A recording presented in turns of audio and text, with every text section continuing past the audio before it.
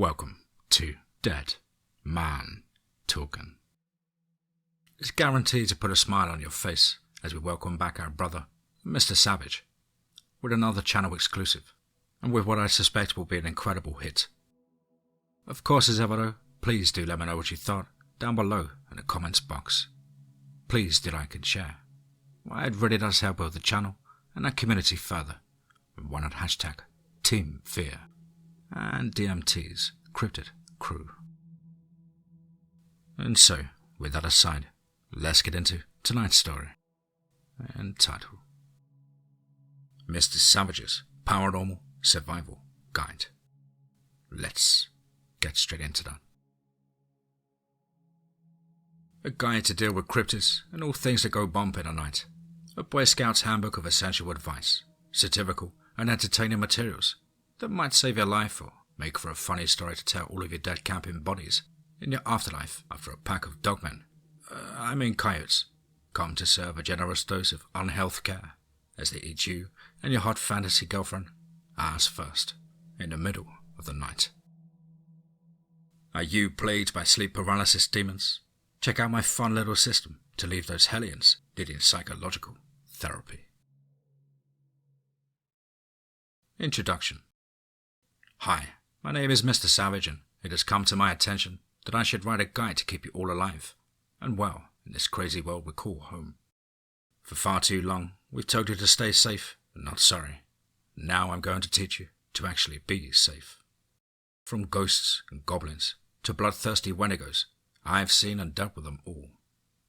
And so, in this endeavor, I'm going to train you in the magical art of self-defense, sarcasm, and the most valuable asset one can have in the face of certain death: dark, unadulterated humor. Part 1. How not to become a victim. And the best offense is to have a phenomenal defense. But how do I obtain one of these, you may ask? By following these rules. Rule 1. If it looks sketchy, it probably is sketchy.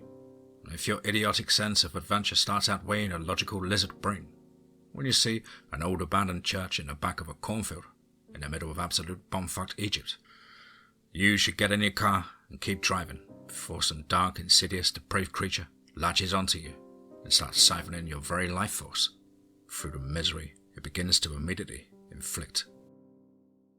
Rule 2. Avoid places that seem unnaturally natural. If you see a dark, foreboding woods and you prefer not to be eaten alive by God knows what, don't go into the woods. Rule 3. If you feel like you're being watched, you probably are. Maybe while you're walking down a dark city alley and there's just a curious cockroach checking you out, or maybe a rake is about to hop off a building and leave your cold corpse to confuse the coroner into thinking you lost a fight with Edward Scissorhands. Trust your spidey senses. Rule 4. For the love of God, stop investigating every little noise you hear. You seriously don't have to be that type of white. Maybe that's just a wandering cat rustling around behind your tool shed. Maybe it's the local speed freak looking to score some shadow man inducing crumbs. Maybe it's a dog man tearing up your garbage that'll rip your face off when you round the corner. Rule 5. Don't be stupid. Don't play with Ouija boards to perform rituals in graveyards. And stop going out looking for trouble, folks. Part 2. Common sense. If you are honestly compelled to go about life like a normal person instead of a depraved shut-in, there are a few things you should know. Section 1. Driving, walking, bicycling, and four-wheeling. It is best to stick to the roads and well-used trails. Avoid new roads, newly established trailheads, and places like powerline right-of-ways. Old established roads and trails are not likely to be cryptid infested. These areas are likely former indigenous people's paths and typically avoid places where cryptids frequent.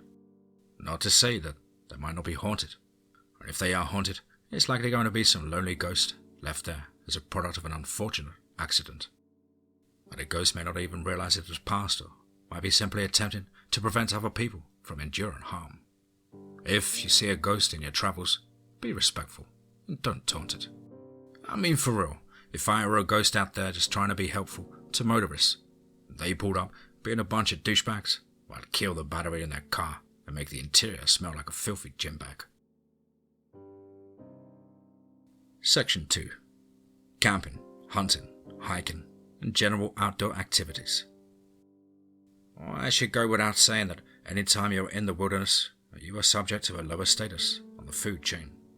I mean, unless you're like me, a person who will literally take a bite out of anything, even if it's trying to eat me first. And so basically, if you're in a forest that suddenly goes quiet, or there's a strong smell of death, or a general feeling of unease, it might not be a bad idea to simply turn around and quietly return the way you came in a calm and orderly fashion. Any predator sees you running will automatically associate you with prey. And I feel I should add that carrying a firearm, well, it isn't a bad idea. Yes, I'm an American from one of the most gun-friendly states in the Union. Like literally, I can buy any gun with legal parameters in about 15 minutes. I'm not here to push the Second Amendment propaganda, but think of it like this. A firearm is a hell of a deterrent to basically any and everything. If a person intending you harm sees you armed, well, they are likely not to bother you. Most animals will flee from the sound, let alone if you hit it. Despite what you may think, almost all cryptids can be at least wounded to an extent, if not outright killed by small arms fire. I'm not giving you a free pass to go out Ramboing the forest, but in a life or death situation, a pistol and a well-placed shot could be the deciding factor. Part 3. The paranormal and how to deal with them. This is a from most likely to encounter to not probable but could still occur sort of list. Number 1. The run-of-the-mill ghost/haunting. Has something fallen that shouldn't? Footsteps in the night? Have you seen a glancing apparition out the corner of your eye? Awesome. You've encountered a ghost. And most of these are pretty harmless, sometimes helpful, occasionally territorial, or not so happy campers. Ghosts occur typically when someone passes away with unfinished business or under tragic circumstances. The best way to deal with these type of paranormal entities is by showing a little respect and not giving them excessive attention. They probably don't even mean to disturb you, and they're just doing whatever ghosts do from a 9 to 5. Ghosts are all around you, all the time, and you usually only encounter them if you're in a zoned out, unassuming state. Don't freak out. Just go on about your life and be passive towards them. Number 2. Poltergeists. These rascals. Are you always in a state of where the fuck did I put that? Do things often fly around? Whispers in the night? Yep, you got the geists. Treat them like Canadian geese and don't fuck with them. Maybe a good cleansing or home blessing will drive them out. Maybe you need to find a whole new house. Who knows? These guys are like boisterous frat boys, but you can't see the angry little pricks. They are angry at being unalive, and they exist to make you miserable, afraid or just plain aggravate the living shit out of you. And so you know, bolt the cupboards closed and tie everything to the floor, unless you want it floating or flying. Number 4. Sleep paralysis entities. Do you often feel drained after a long night's sleep? Can't remember your dreams? Frequent night terrors? Have you ever woken up terrified and unable to move? Welcome to sleep paralysis. What causes this phenomenon? Well, there are a few answers. For one, there are certain types of demonic creatures, sometimes called haints, hags, sleep paralysis demons, and a few other names. And here in southern Appalachia, we call them haints. But how might one defend themselves against something that attacks you in the night, you may wonder. Well, if you're like me and happen to be a lucid dreamer, or with a really dark twisted mind, you could simply flip the tables and be your haint's personal Freddy Krueger, to the point the little bastards need therapy after the hell you put it through. But it's likely you're a normal person who grew up with loving parents in a stable home and don't have the ability to control your dreams, because it was the only escape you had as a child to get away from the hell you understood to be life. And so, why you aren't able to defend yourself by taking these dark, depraved beings and turning their existence into a funhouse from hell. Here are a few things you actually can do.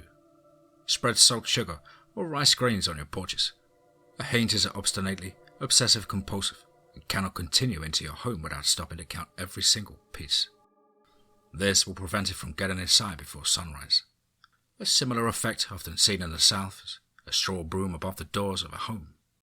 This is for the same effect. You ever heard of the colour haint blue?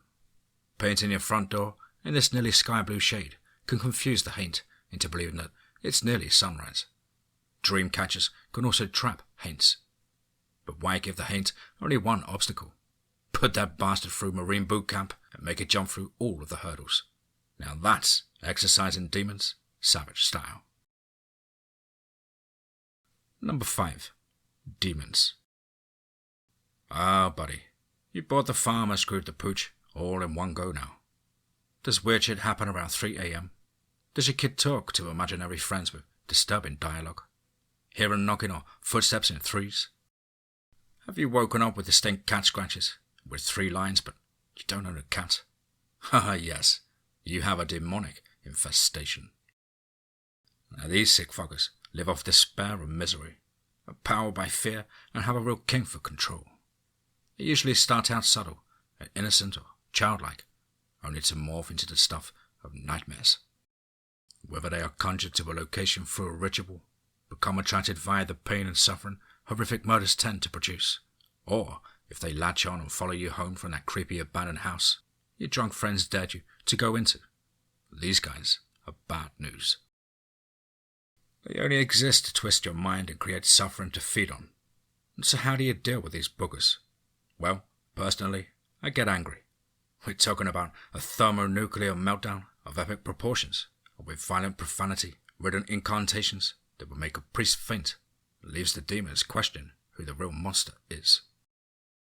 I outright don't fear any demon because I know they can't touch me. And trust me, that terrifies the absolute hell out of them. No pun intended. They seriously have no idea how to deal with a guy threatening to gouge their eyes out and grab them by their horns while he skull-fucks them into oblivion. Seriously, it's not rape if we're both screaming. So, if you are a person who couldn't afford to give a fuck, even if it were financed without interest, and just a bona fide confident asshole who knows he can put his foot so far up a demon's ass, the water on his knee will cause it to dry drown, then you probably aren't a viable target for a demon. If you're just the average Joe, here are a few things that can deter a demon from selecting you as a host. Be fucking confident. Confidence is like garlic to stereotypical vampires when it comes to demons. Be spiritually aware. Demons don't like people who are comfortable in their own skin and firm in their spirituality. Show absolutely no fear. It drives them bonkers when they are deprived of the fodder that fuels them.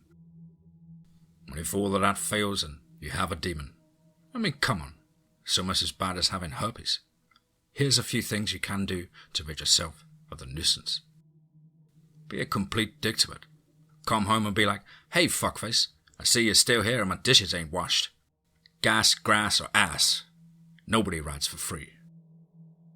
Burn a ton of sage like 24/7. They hate the stuff. Play religious music. It's not always the religion that has the power. It's the faith of millions of people given the religion. The Bible, crosses, pentagrams, music, and all the other sentiments of power. Just like money, it's the fact that people believe it has value that makes it valuable. And if all else fails, then either call a priest or a person like me. The latter will be more entertaining, and let them deal with your hellion. And remember, demons are like cockroaches. The spray might work, but if it doesn't, call an exterminator. Stay tuned for part 2, where we will be going over things cryptid, making Gugways cry and Wendigos die.